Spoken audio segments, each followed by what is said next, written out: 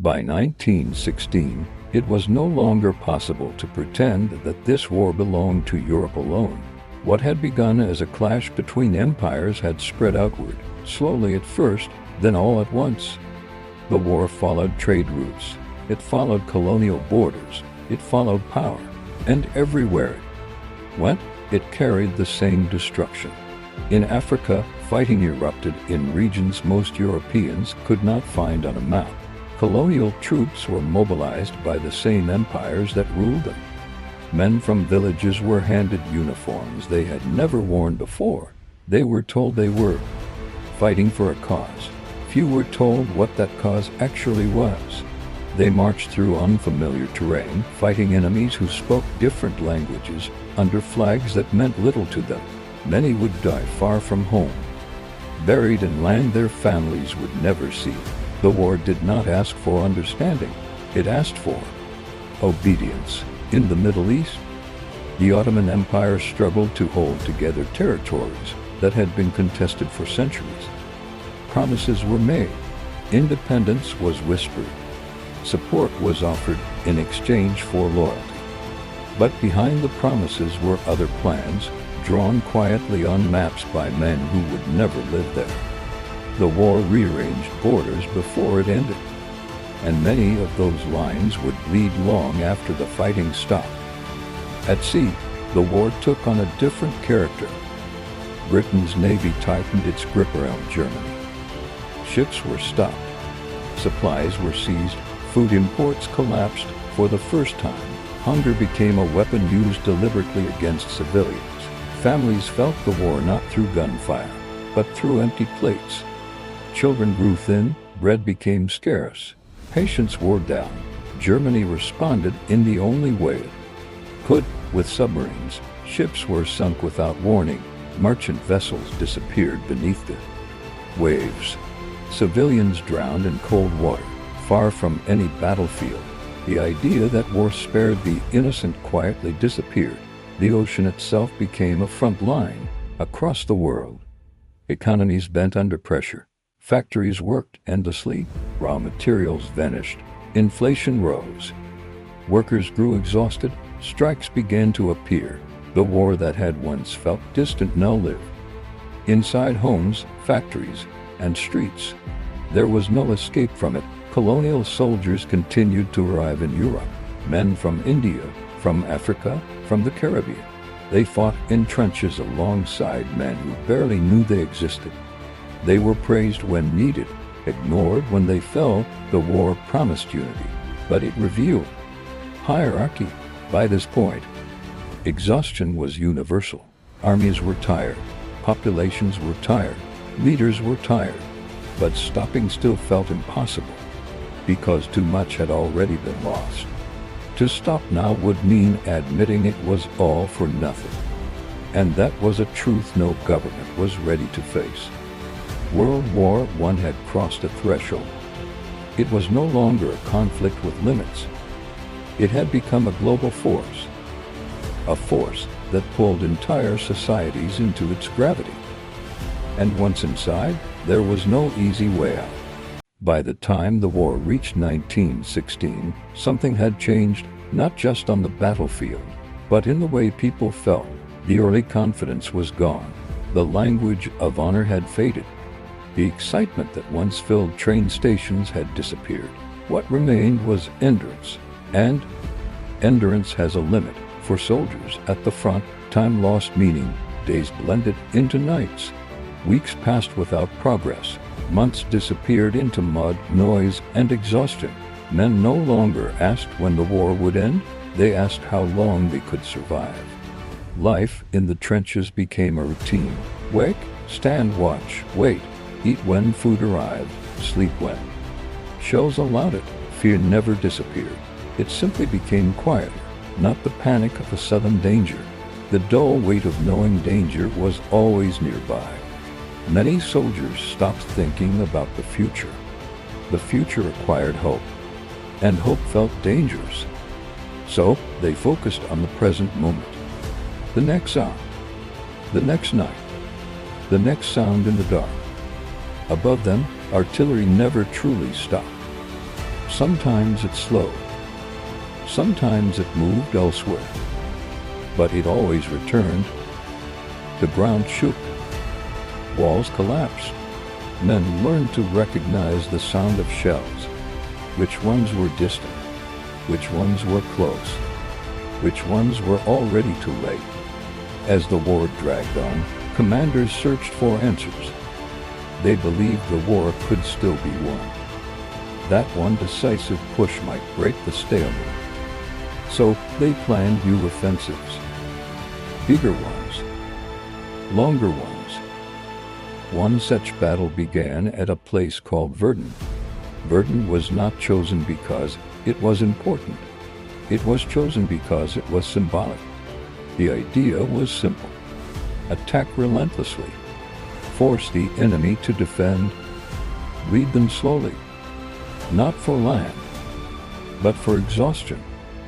Verdun lasted not days, not weeks, but months. Men rotated in and out of the front line. Few escaped unchanged. Shells fell endlessly. The landscape disappeared. Trees were torn apart. Hills became craters. The air itself seemed poisoned by smoke and dust. Soldiers described Verdun as a place where time stopped, where the living and the dead shared the same space, where survival felt accidental. Entire regiments vanished, and still the battle continued. Elsewhere, another offensive was being prepared. Leaders believed artillery would finally break the stalemate, that the enemy defenses would collapse, that this time would be different. That next offensive began along the Somme River. Expectations were high. Plans were detailed. Confidence returned briefly. When the attack began, thousands of men climbed out of trenches. They walked forward. Some carried ladders. Some carried supplies. All carried hope. Machine guns opened fire. In minutes, the ground was covered with bodies for many units. The battle was over before it began. The Somme did not end the war. It did not break the enemy. It shattered belief. News traveled home got slowly, carefully. But the truth could not be hidden forever. Families began to understand. This war was not under control. The cost was far greater than anyone had been told. Doctors at the front noticed something new. Men with no visible wounds. Men who could not speak. Men who shook uncontrollably. Men who stared endlessly into nothing. They called it shell shock. At first, it was treated as weakness, cowardice, lack of discipline. But the numbers grew. Too many to ignore. The war was breaking minds as efficiently as bodies.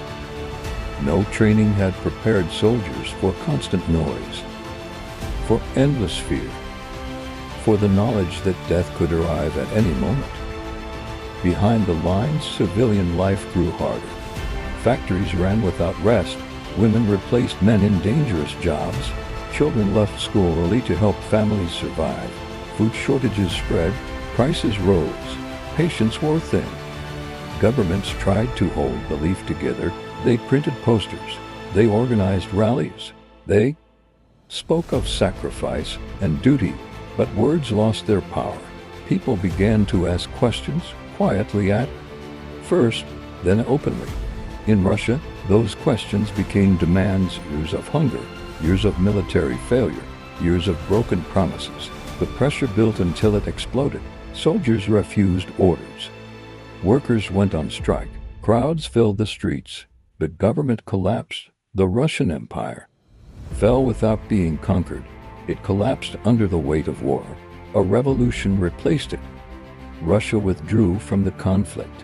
One of Europe's great powers simply vanished from the battlefield. The war had claimed its first empire.